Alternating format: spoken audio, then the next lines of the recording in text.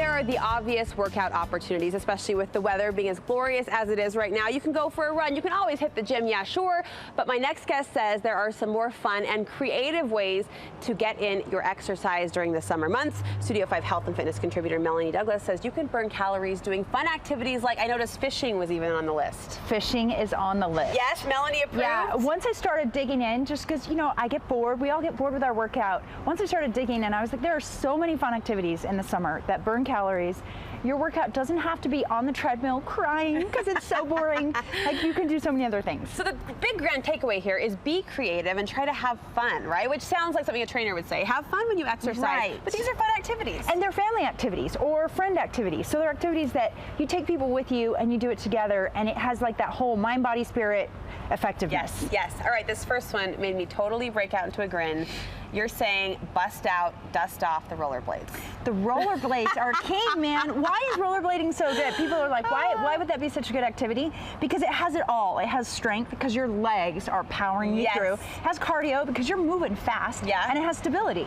So your core and everything, you don't want to tip over on those skates. No, no. You don't want to have an injury. So like just the whole coordination of all those things burns a lot of calories. We're talking 735 calories an hour. Yes, it's one of the highest. That's a great deficit. Yeah, so and when we talk about, as we go through this list, keep this in mind that your effort is going to change your calorie burn. So these calorie burns are like moderate or average effort, but if you would like put your heart into anything, you can burn a lot of calories. So here's one of the reasons I smiled when I saw that. I kind of had a rollerblading kick about 5 years ago. I really got into it for Christmas, for my birthday. I was like building up the stock, like the knee pads and the elbow pads. I mean, I was hardcore working the Davis County trails. Then I met Mark, and one day he saw all of my rollerblade like gear like piled up in the entryway of my house, and he's like, "You're a rollerblader." And from that day forward, I retired.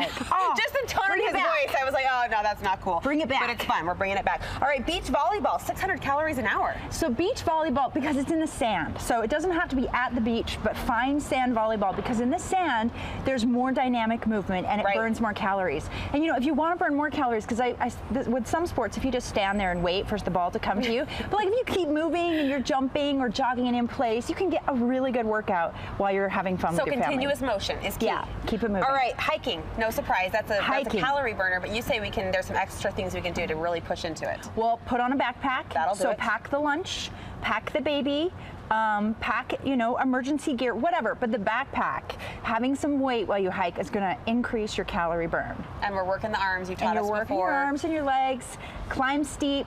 You know, another thing you can do when you hike is kind of do different intervals where you say, hey, we're going to push until we get to that tree or that ridge. And then when you get there, you can rest. So you can kind of do some intervals, because the incline and the speed are going to burn a lot of calories. All right, what do you like about recreational biking? Recreational biking. Why did you laugh? I laughed because my worst injury ever was on a recreational bike. I literally didn't even make it out of the driveway, and I tipped over and ruined my knee. So, but it can be really good activity. But recreational biking is great because you can add resistance, so you don't have to go anywhere. You can literally, if you can get out of your driveway and not crash, the minute you're out of your driveway, you're burning calories. So you don't have to go anywhere. So that's what's great about it. Well, and just to be outdoors this time of year, Mark's a big biker. He loves to get out in the evening hours when it's dusk and it's a little cooler, and just appreciate Utah's outdoors. I sound like a commercial right there, didn't I? Appreciate Utah's outdoors.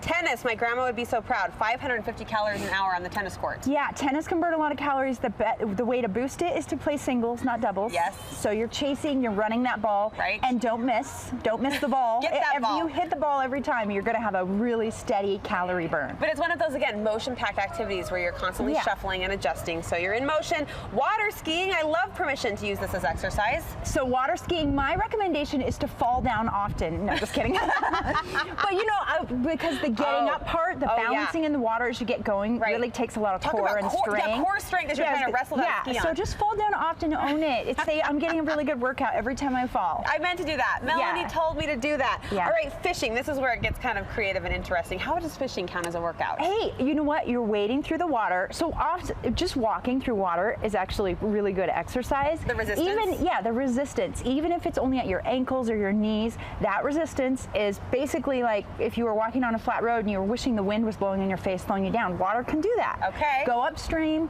walk around, you know, unless you're really in a hot spot with the fish, then you can do jumping jacks in place, or, you know, that'll scare the fish away. Obviously, I don't fish, but you can burn calories fishing. Tell your favorite fisherman he can do jumping jacks. He or she can do jumping jacks to increase the... Oh, I know. You can squat. Oh, You slow and steady. Stationary squat. There you go. Now we're getting super creative. Yeah. No, I love the conversations that are going to happen between, I know a lot of spouses, you know, husbands and wives out there like, you're exercising. You fisherman, you fisherman, you. Stand-up paddleboarding, this just looks physically hard.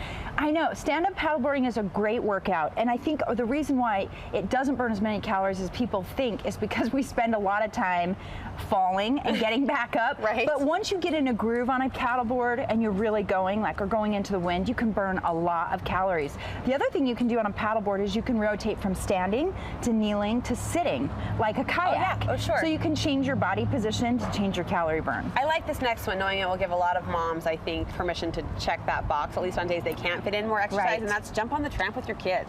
Jump on the tramp with your kids. I love this one. A good way to increase your calorie burn is to do slower, higher jumps.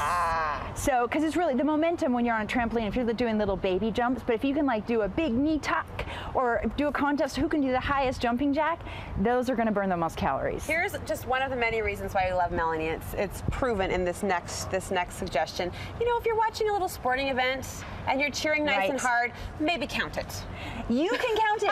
You know what? Cheering at a game, and it's really funny because there's actually a scientific table that studies our calorie burns, and this is in the table. Stop. And it's sports spectator, emotional, very engaged. If you're cheering and you're feeling emotional, you're burning like 250 calories an hour. All right, thank you for taking the guilt off our shoulders on those days when we can't hit the treadmill.